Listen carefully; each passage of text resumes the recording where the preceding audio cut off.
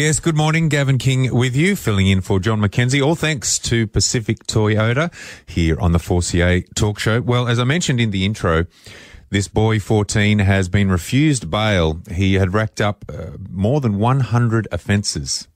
Started offending at the age of 13, a whole range of offences there. So while we won't talk about this specific case, I was very keen to have a look at this issue from a slightly different angle and talk to an expert about what on earth we can do with these kids, very, very young kids, even before they're teenagers in some cases.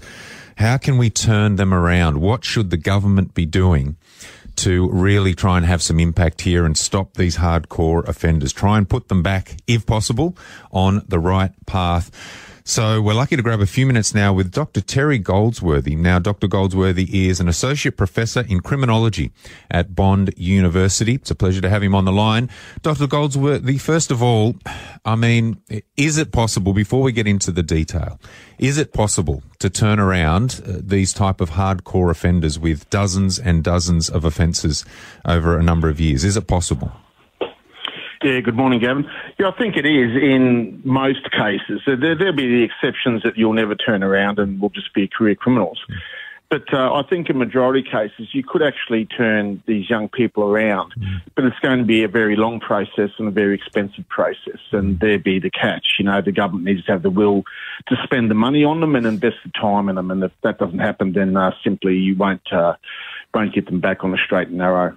Okay, well, that's positive to start with. And as you said, exactly, there will always be the outliers, the outlier cases that, they're just unfortunately beyond help. But for those that we can help, let's start getting into some details. I had a chat yesterday with a former president of the Queensland Law Society who is a criminal lawyer, has represented hundreds and hundreds of youth offenders. One of his big calls was for one-on-one case management. He's saying that in all the time that he's been working with these troubled young people, one-on-one case management has been probably the most effective way to help get these kids turned around. But as you said, that does require significant investment from the government. Is that something, that really intensive long-term case management, is that something we need to look at? Yeah, I think it is. And I remember the media from Cairns contacted me some years ago and explaining a bail affidavit to me of a young Indigenous offender, a young girl who had offended repeatedly, then was given a 3-month counselling arrangement, was given safe housing, was given coupons to get food, etc., and her offending stopped. Now, the funding for that kind of process ran out after 3 months for her, and almost immediately as soon as it ran out, she started offending again. Right. So you really do need that personal management. And I guess, for the benefit of your listeners, we've got two different issues. One is the short-term offending cycle, and the second one is the long-term offending cycle. So we're talking here primarily about stopping the long-term offending cycle, what we need to do for that. And overarching all that is, rehabilitation of the offender and the competing requirement of community welfare and safety.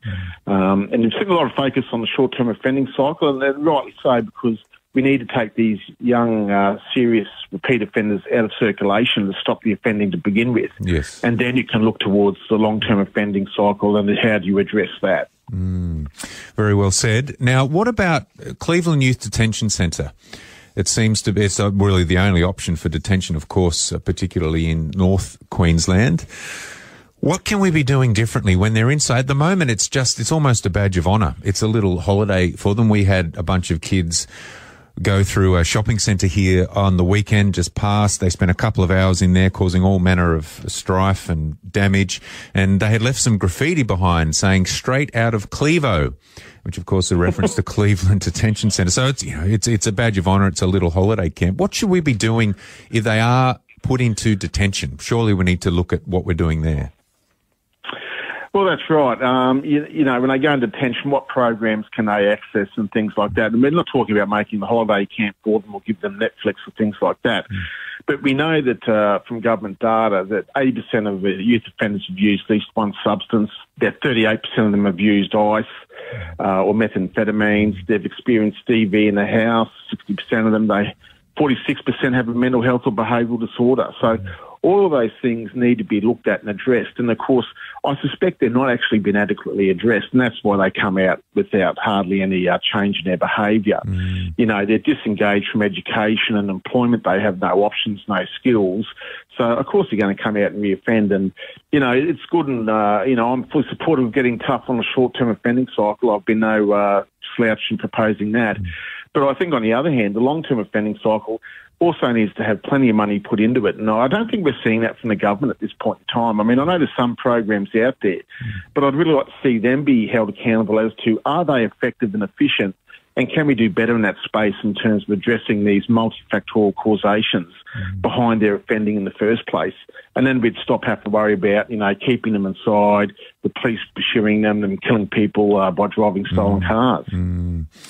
Yeah, exactly. It's that two-pronged approach, isn't it? There's the short-term offending, like you say. We do need to take some of these kids off the streets, that's for sure, because of the risk to the community and those repeat offences. But, yeah, we can't just, it's just going to be an endless cycle, revolving door, isn't it, unless we address some of those longer-term problems and some of those stats that you raised, quite disturbing about what sort of upbringing some of these kids have had. That's not an excuse. It's not excusing their behaviour, but it's something that we need to address if we're going to turn things around. The other interesting chat, Dr. Goldsworthy, I had this week was with an academic from one of the Queensland universities talking about restorative justice. Now, it doesn't seem to happen very much in Queensland. I think it should happen more by the sounds of it, but talking about some really good results in reducing reoffending if the offender can be in a room with the victim and just talking about, okay, well, how are you going to make good on the crime that you've committed, now, whatever that is, you know, some community service type thing or whatever. But the victim gets a chance to talk to their offender. The offender learns about the impact of their crimes. And that apparently is having some good results in trying to get these kids to understand the consequences. Any thoughts on that type of approach? Yeah, look, that's interesting. I guess, you know, I probably disagree with that academic. I think the good results from the eye of the beholder. You know, in Queensland, we do actually do a lot of diversionary programs. So, like, to give you a snapshot, in 2020-21, the Children's Court annual report told us that only 309 appearances resulted in a child going into detention, only 309. On the side of that, the police conducted almost 15,000 cautions where a young person doesn't go anywhere near the criminal justice system. And in terms of restorative justice conferences, they conducted 2,300. Right. So a number of kids got the opportunity to go to those restorative justice conferences. The problem with, you know, restorative justice conferences is that the studies that have been done show that they're not necessarily really effective in terms of recidivism. What they are effective is in terms of, I guess, consumer satisfaction, that being the victims. Yes. The victims are happy that they've met the offender. They can understand why the offence happened. They may have got an apology, which also, you know, increases satisfaction with the process. But in terms of, you know, stopping the offending cycle, some of the studies have shown that they actually offend quicker than those who go through the normal court process. Right. So it really is a mixed bag in terms of what restorative justice achieves and what are you looking for it to achieve. If you're talking about recidivism, it's a mixed bag. If you're talking about satisfaction, you know, happiness with the court process or criminal justice process, yes, it seems to be more effective than the traditional methods. Okay, very, very interesting. That's why it's important to talk to many different voices on the talk show, because we get to see it from all angles. But, you know, I mean, something could be said for at least the victim, as you said, getting that opportunity to see what is happening with the justice system, get some kind of satisfaction. So perhaps there's value in that alone. Dr. Goldsworthy, I know you have to run as well. Anything else that we should be doing that we're not doing enough of in terms of turning some of these hardcore offenders around? Well, I just think, you know, we need to see from the government, I think, more focus on these serious repeat offenders. I mean, we're not looking to, you know, I mean, very few of our kids under the age of 14 go to jail. Very few, hardly any go to jail.